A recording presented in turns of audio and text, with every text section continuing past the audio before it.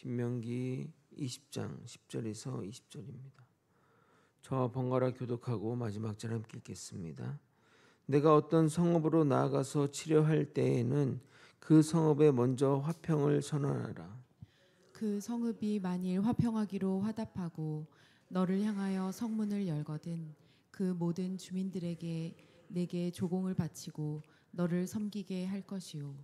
만일 너와 화평하기를 거부하고 너를 대적하여 싸우려 하거든 너는 그 성읍을 에워쌀 것이며 내 하나님 여호와께서 그 성읍을 내 손에 넘기시거든 너는 칼날로 그 안의 남자를 다 쳐 죽이고 너는 오직 여자들과 유아들과 가축들과 성읍 가운데 있는 모든 것을 너를 위하여 탈취물로 삼을 것이며 너는 내 하나님 여호와께서 내게 주신 적군에게서 빼앗은 것을 먹을지니라. 내가 내게서 멀리 떠난 성읍들 곧 이 민족들에게 속하지 아니한 성읍들에게는 이같이 행하려니와 오직 내 하나님 여호와께서 내게 기업으로 주시는 이 민족들의 성읍에서는 호흡 있는 자를 하나도 살리지 말지니 곧 헷 족속과 아모리 족속과 가나안 족속과 브리스 족속과 히위 족속과 여부스 족속을 내가 진멸하되 내 하나님 여호와께서 내게 명령하신 대로 하라.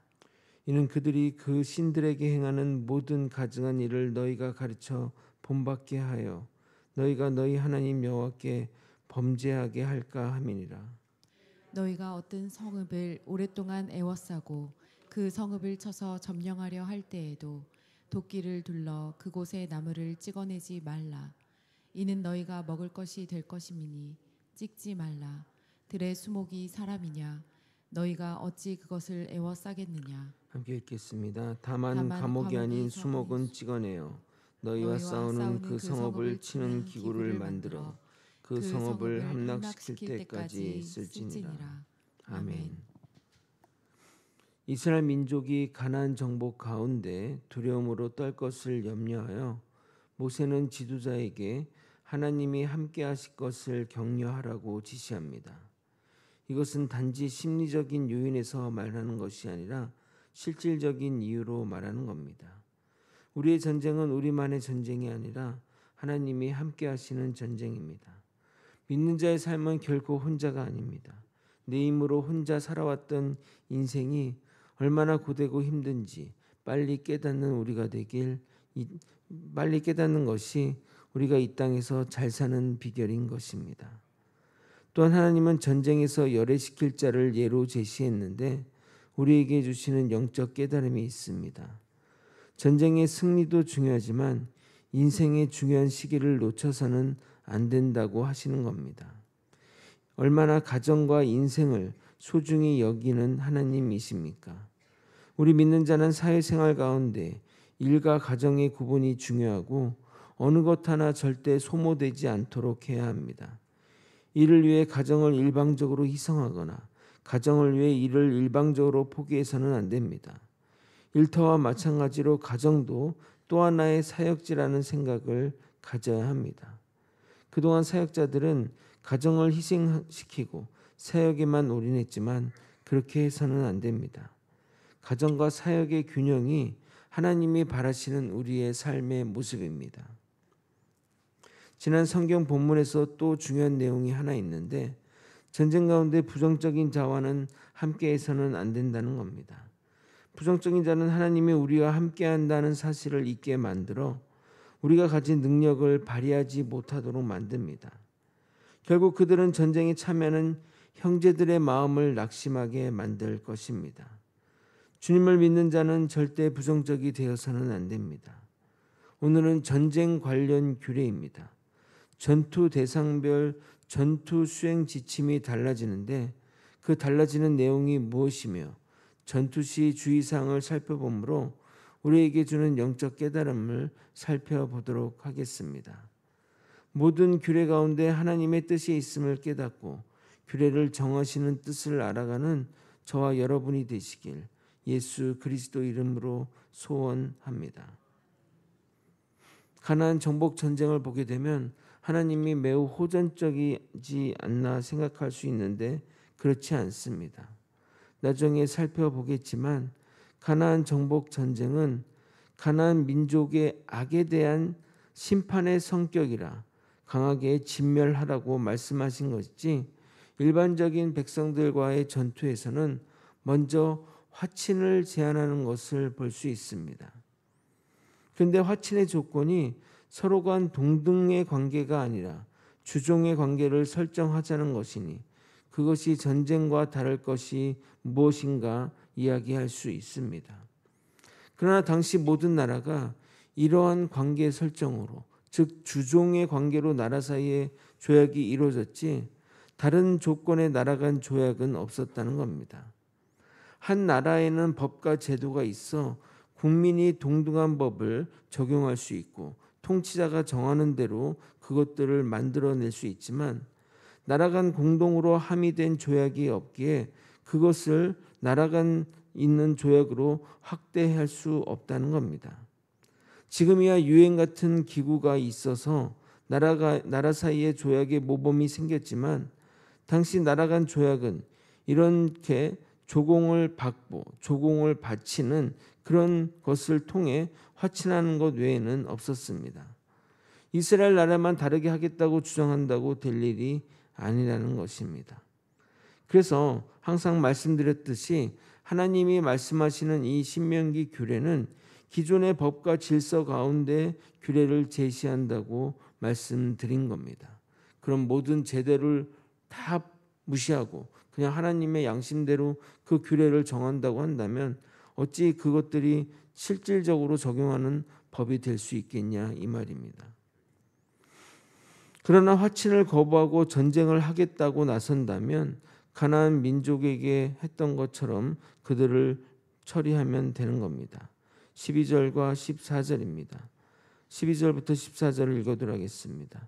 만일 너와 화평하기를 거부하고 너를 대적하여 싸우려 하거든 너는 그 성읍을 에워쌀 것이며 내 하나님 여호와께서 그 성읍을 내 손에 넘기시거든 너는 칼날로 그 안의 남자들을 다 쳐 죽이고 너는 오직 여자들과 유아들과 가축들과 성읍 가운데 있는 모든 것을 너희를 위한 탈취물로 삼을 것이며 너는 내 하나님 여호와께서 내게 주신 적군에게서 빼앗은 것을 먹을지니라.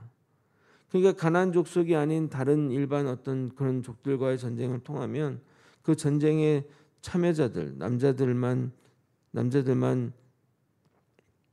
죽일 뿐이지 유아나 여성들은 죽이지 않는 것을 볼 수 있습니다.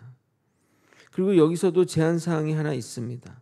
대적한다고 무조건 싸울 것이 아니라 그 성읍을 하나님이 넘기시는 경우에 한해 전쟁하라고 명령하십니다. 우리가 계속 그 하나님의 규례를 보면 어떤 민족은 또 싸우지 말라고 하나님이 하시는 것을 보게 되면 일방적으로 적용하는 것이 아니라 하나님의 명령에 따라 하나님의 뜻을 따라 전쟁하는 것을 확인할 수 있습니다. 이처럼 하나님을 믿는 자는 하나님의 뜻이 가장 우선해야 합니다. 그러나 하나님은 가나안 민족에게는 절대 긍휼을 베푸지 말라고 하시며 모든 족속을 멸절하라고 말씀하십니다. 16절 17절을 여러분이 한번 읽어보도록 하겠습니다. 함께 읽겠습니다. 시작. 오직 내 하나님 여호와께서 내게 기업으로 주시는 이 민족들의 성읍에서는 호흡 있는 자를 하나도 살리지 말지니 곧 헷 족속과 아모리 족속과 가나안 족속과 브리스 족속과 히위 족속과 여부스 족속을 내가 진멸하되 내 하나님 여호와께서 내게 명령하신 대로 하라. 레위기 규례나 그런 것들을 보게 되면 정말 그 이민족들이 어떻게 죄를 지었는지 우리가 짐작할 수 있는데 이렇게 엄히 심판하라고 하시는 이유는 첫 번째는 그들의 죄악 때문입니다. 그들의 죄악은 하나님이 정한 선을 넘었기에 반드시 그들을 심판하라고 말씀하시는 겁니다. 그들을 진멸하는 두 번째 이유는 그들을 살려두면 그들의 가증한 것을 이스라엘 백성들이 본받아서 따라할 것을 막으려는 것입니다. 18절입니다. 이는 그들이 그 신들에게 행하는 모든 가증한 일을 너희에게 가르쳐 본받게 하여 너희가 너희 하나님 여호와께 범죄하게 할까 함이니라. 그러나 우리가 성경의 말씀을 잘 알다시피 이스라엘 백성들은 그들을 진멸하지 않았고 시간이 흘러 그들의 풍습을 따라 가증한 일들을 이스라엘 민족이 따라 행했습니다. 긴 본문이라 다 읽지는 않고 사사기의 세 절만 대표로 읽어드리도록 하겠습니다. 사사기 1장 28절에서 30절입니다. 이스라엘이 강성한 후에야 가나안 족속에게 노역을 시켰고 다 쫓아내지 아니하였더라. 에브라임이 게셀에 거주하는 가나안 족속을 쫓아내지 못하매 가나안 족속이 게셀에서 그들 중에 거주하였더라. 스불론은 기드론 주민과 나할롤 주민을 쫓아내지 못하였으므로 가나안 족속이 그들 중에 거주하면서 노역을 하였더라. 하나님은 그들을 살려두지 말고 진멸하라고 하였는데 쫓아내지도 못했으니 뭘 할 말이 있겠습니까? 결국 이스라엘 민족은 그들이 하는 그 죄악들을 똑같이 따라하는 우를 범하게 됩니다. 마지막으로 하나님은 정복하는 지역의 자연을 보호하라고 명령하십니다. 그렇게 지시하는 이유는 땅에 사람이 문제인 것이지 자연은 잘못이 없기 때문이고, 두 번째로 그 자연이 너에게 보답하는 것이 있을 것이라고 이야기합니다. 19절입니다. 너희가 어떤 성읍을 오랫동안 에워싸고 그 성읍을 쳐서 점령하려고 할 때에는 도끼를 둘러 그곳의 나무를 찍어내지 말라. 이는 너희가 먹을 것이 될 것임이니 찍지 말라. 들의 수목이 사람이냐? 너희가 어찌 그것을 에워싸겠느냐?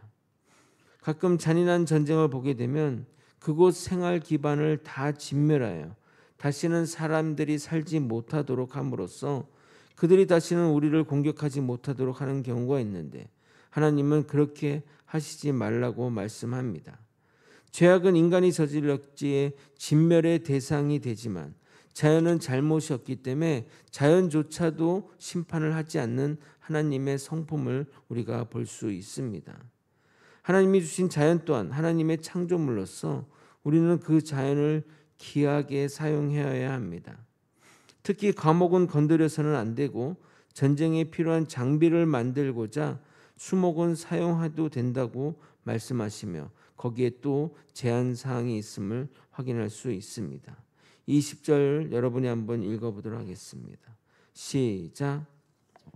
다만 과목이 아닌 수목은 찍어내어 너희와 싸우는 그 성읍을 치는 기구를 만들어 그 성읍을 함락시킬 때까지 쓸지니라. 그러니까 꼭 필요한 것에만 사용하고 나머지는 자연을 보호하도록 하는 것을 볼 수 있습니다. 이처럼 하나님의 규례는 과용이나 사치나 넘침이 없이 딱 필요한 부분에만 알뜰하게 적용하는 것을 볼 수 있습니다. 이것이 하나님의 성품입니다. 하나님의 규례 안에는 하나님의 성품이 이렇게 담겨 있는 것입니다. 말씀을 정리하겠습니다. 일반 민족과의 전쟁은 먼저 화평을 요청하고 그들이 받아들이면 주종의 관계를 형성함으로써 관계 정립을 하나, 그 민족들이 받아들이지 않으면 그들에게 전쟁을 통해 선포하고 그들을 진멸해야 됩니다. 가나안 땅에 사는 가나안 민족은 절대적으로 진멸하고 그들에게 긍휼함과 자비심을 베풀어서는 안 됩니다. 그들을 용납하면 타락이 부메랑처럼 반드시 돌아올 것입니다. 이것은 역사가 증명한 사실입니다. 나라를 정복할 때 그 나라의 나무들을 이유 없이 훼손해서는 안 됩니다. 그 나무들이 식량원이 될 수도 있고 여러 가지 기구를 만드는 데 사용될 수 있습니다. 그러므로 하나님이 주신 것은 모두 귀히 여겨야 할 것입니다. 오늘도 규례를 정하신 하나님의 뜻을 깨달으며 말씀의 절대 순종의 길로 나아가는 우리가 되길 예수 그리스도 이름으로 축원드립니다. 기도하시겠습니다. 하나님이 정한 전쟁의 규례를 통해 우리가 하나님의 성품과 하나님의 뜻을 깨닫고 그 말씀에 순종함으로써 하나님의 백성의 삶을 살아갈 수 있도록 이끌어 주시옵소서. 아버지여, 우리는 하나님의 말씀대로 사는 자들입니다. 그 말씀에 아버지 우리가 순종함으로써 하나님 나라와 영광을 위해 또 하나님 나라의 그 기초와 공의를 세우는 우리 모두가 될 수 있도록 이끌어 주시옵소서. 사랑이 많으신 예수 그리스도 이름으로 기도드리옵나이다. 아멘.